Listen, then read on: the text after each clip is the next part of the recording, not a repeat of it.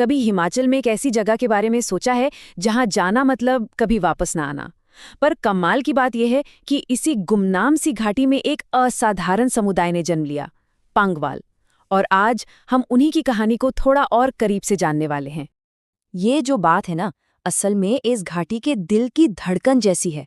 सोचिए, एक तरफ तो है मौत को छूते हुए रास्ते और दूसरी तरफ जिंदगी को किसी त्योहार की तरह जीते हुए लोग। बस यही जबरदस्त कॉन्ट्रास्ट, यही तो पांगी की पहचान है। तो सवाल यही उठता है कि भाई जिस जगह को मौत की घाटी कहा जाता था, वहां से इतनी जिंदा दिल, फलती फूलती संस्कृति आखिर पैदा कैसे हुई? चलिए इस सफर पर साथ चलते हैं और इस रहस्य को परत दर परत खोलते हैं। तो चलिए सबसे पहले बात करते हैं काला पानी के इस रहस्य की। देखिए, पांगी का जो अतीत है ना, वो काला पानी के नाम से जाना जाता है। हुआ ये कि एक जमाने में चंबा रियासत इस वीरान घाटी को सजा देने के लिए इस्तेमाल करती थी। और ये कोई आम सजा नहीं थी। यहाँ लोगों को हमेशा हमेशा के लिए भेज दिया जाता था, ये मान के कि भाई अब वो कभी लौटकर नहीं आ पाएंगे। तो अब सवाल ये है कि पांगवाल लोग आखिर हैं कौन? असल में इनकी कहानी दो बिल्कुल अलग अलग धाराओं से मिलकर बनी है। आइए समझते हैं कि कैसे। तो देखिए, 16वीं और 17वीं सदी के दौरान इस घाटी में दो तरह के लोग आकर बस रहे थे। एक तरफ वो लोग थे जो मुगल आक्रमणों से अपनी जान और संस्कृति बचाने के लिए यहाँ शरण ले रहे थे, और दूसरी तरफ वो थे जिन्हें चंबा रियासत सजा के तौर पर यहाँ भेज रही थी। तो देखिए, एक ही जगह किसी के लिए वो एक महफूज पनागाह थी, तो किसी के लिए उम्र कैद। लेकिन कमाल देखिए, इन्हीं दो बिल्कुल अलग अलग बैकग्राउंड के लोगों ने मिलकर एक ऐसे समाज की नींव रखी जो बहुत ही मजबूत और मेहनती बना।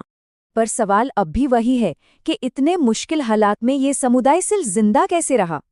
असल में इसका जवाब उनकी दो सबसे बड़ी ताकतों में छिपा है। एक तो उनकी अटूट आस्था और दूसरा हर मुश्किल से लड़ने का उनका जबरदस्त हुनर। पांगी के लोगों के लिए उनकी सबसे बड़ी शक्ति है माता मिंधल देवी, और उनकी आस्था की एक बहुत ही अनोखी मिसाल है खेती की एक परंपरा में। देवी के सम्मान में पूरी घाटी में खेतों की जुताई के लिए सिर्फ एक बैल का इस्तेमाल किया जाता था। ये छोटी सी बात दिखाती है कि उनकी जिंदगी पर आस्था का कितना गहरा असर था। और ये आस्था सिर्फ एक देवी तक ही सीमित नहीं है। नहीं, यहाँ हर गांव का अपना एक रक्षक देवता है जो सदियों से उस जमीन और वहां के लोगों की रक्षा कर रहा है। यानी एक गहरी स्थानीय संस्कृति है जो मुख्यधारा की परंपराओं के साथ साथ चलती है। और अब बात करते हैं उनकी जिंदगी की सबसे बड़ी और कठोर सच्चाई की। 6 महीने भारी बर्फबारी के कारण साल के 6 महीने ये पूरी की पूरी घाटी बाकी दुनिया से कट जाती थी। लेकिन ये जो आइसोलेशन था ना, ये उन्हें तोड़ता नहीं था बल्कि और मजबूत बनाता था। इन महीनों में वो आने वाले पूरे साल की तैयारी करते थे। खाना जमा करना, गरम कपड़े बुनना और हाँ, बर्फ पर चलने के लिए घास से बने वो खास जूते तैयार करना, जिन्हें पुल्लन कहते हैं। ये उनकी जबरदस्त आत्मनिर्भरता का सबसे बड़ा सबूत है।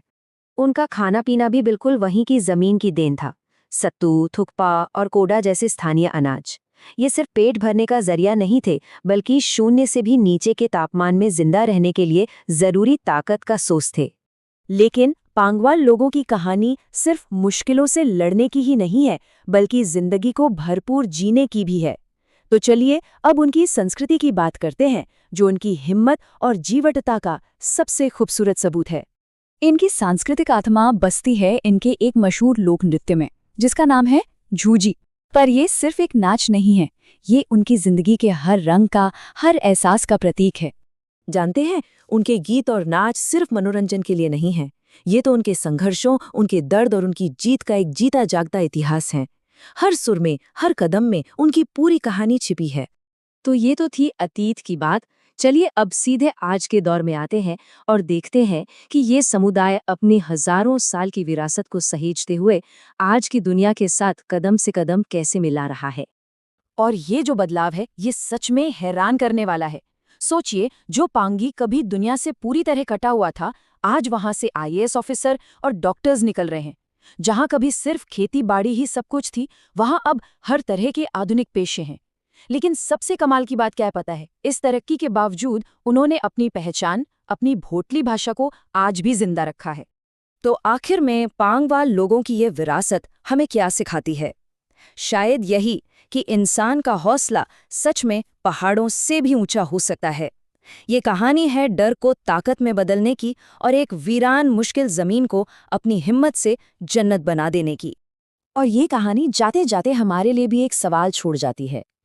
जब हालात नामुमकिन लगें, जब हमारे सामने भी पहाड़ जैसी चुनौतियां खड़ी हों, तो हम क्या बनाना चुनते हैं? पांगवाल लोगों ने तो अपना जवाब सदियों पहले ही दे दिया था।